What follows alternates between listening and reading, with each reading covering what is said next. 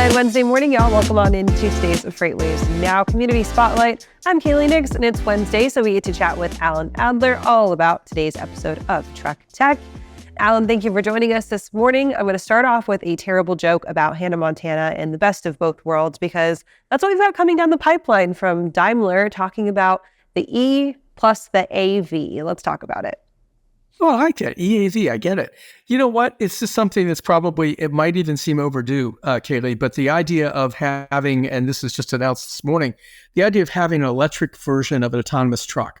How come we haven't thought of that already? Because California, if not other states, are not going to let you have forever anyway, a diesel-powered autonomous truck on the road. So Daimler is out now. They've taken a E-Cascadia, which is the Class 8 hauler, regional haul truck, day cab, and they've basically outfitted it with the Torque Robotics brain, if you will, for autonomous driving. They still have two seats in the truck, and the compute system sits between them. So it's kind of interesting to look at.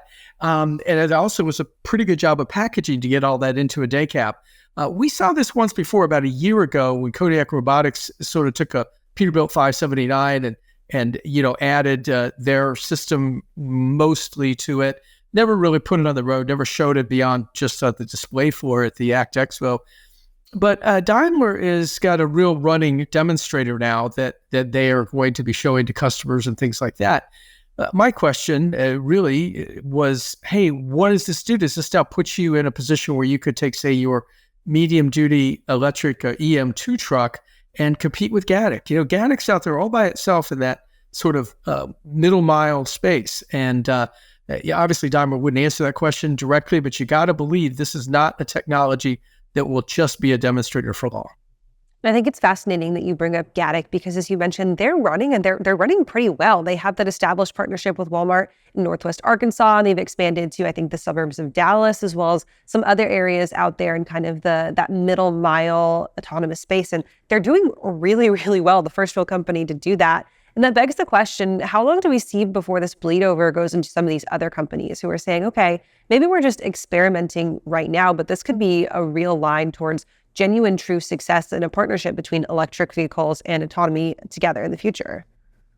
Well, like I said, I think from an emissions standpoint, it's going to have to happen anyway, whether it's electric or someday whether it's hydrogen, whether that's a hydrogen combustion engine or a fuel cell. These things are all coming because they are operating sort of on parallel paths right now, but that intersection is getting closer. When you see the market leader like Daimler take the time to go ahead and outfit an E-Cascadia as an electric truck, as an autonomous truck, that it's a serious endeavor. They're not going to waste their time on something like this, and they're certainly not going to stop here. Now, they're not ready to talk about what else they might do, because even if you go to, let's say, hydrogen fuel, you're still going to need to have the tanks on the back where the fuel is going to be stored and things like that. So there's going to be some work that has to get done. But let's just talk about what they're doing now, what they're doing today.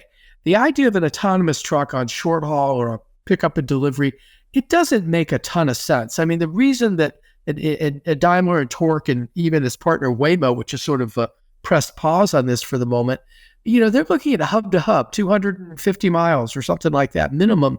But ultimately, if you're going to use an electric truck for that, you're going to need to have your charging at your autonomous, sites where you are having your terminals. So there's a number of things I have to think about. And I'm sure right now, this is more a question of getting this in front of customers, letting them look at it, play with it maybe a little bit.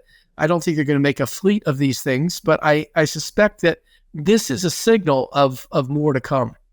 I think it's a signal of what we can expect. And I think maybe a real step forward, especially because you mentioned the emissions on autonomous vehicles are not going to be overlooked just because they happen to be autonomous. Alan, let's talk a little bit about what's coming up in our newsletter for this week as well. That drops on Friday. Yeah, we're going to talk about something in the electric vehicle space, which arguably is not technology, but it kind of is, because to enable technology, you've got to have a pricing structure that works.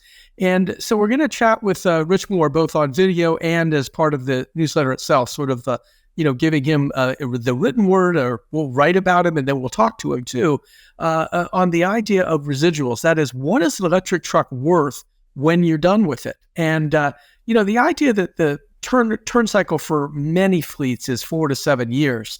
Some obviously a little less, those that, that try to get newer equipment out there. But in a 4 to 7 year cycle, the issue when you are writing up what this thing is worth at the end, you're mostly writing it as scrap value. And the reason that's happened is because there's not enough out there to really get a baseline of what these trucks are worth. That we're starting to see some of it, make a little more sense in the passenger car space where they're on the third or fourth generation production cycle of an electric vehicle. So you can set a value. People will say, okay, I'm willing to pay this much for a used Tesla, if you will. But in terms of the electric trucks, that's really not happened yet. So right now, the idea is how do we figure out what these things are worth? And so we have a pretty good discussion with Rich Moore from ChargePoint on this on Friday in the newsletter. Obviously, we're going to hear from Rich, as you mentioned, but is there any general consensus around the industry or even just, I think, kind of initial talks about where we see the value lying? Is it in just truly that scrap metal? We know that oftentimes the batteries can't necessarily be reused when they come out of a truck either, just because they've ran their course. But is there a place eventually where we could see maybe an industry-wide recycling program or something like that? I think everybody that's buying electric trucks at this point is looking what they can do with the batteries, because there's a lot of energy left, Kaylee, after it's been used for, a transportation application. There's a ton of energy left. So harvesting the batteries, even after, 8 years, which is the typical warranty period, there's plenty of secondary use, and there's lots of businesses looking into that in terms of how to take advantage of that.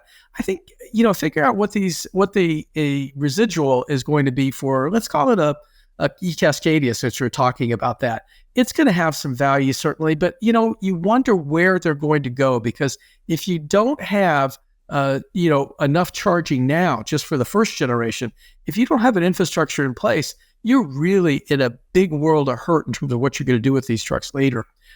So I think we have to see just how all this develops. But for right now, there's no way to put a price tag on it. I thought that was kind of an interesting thing to talk to Rich about, because he certainly knows the space, having been both in the, dealing with customers at Ryder System for almost 20 years, as well as being their chief technology officer. He's a great person to go to when you want to find out what's going on in the electric truck space. Well, we're going to get to hear from him a little bit on Friday, and we will catch an eye for that, as well as for the show coming up later on today. Alan, thanks for joining us, and we'll see you next week. Okay. Thank you, Kaylee.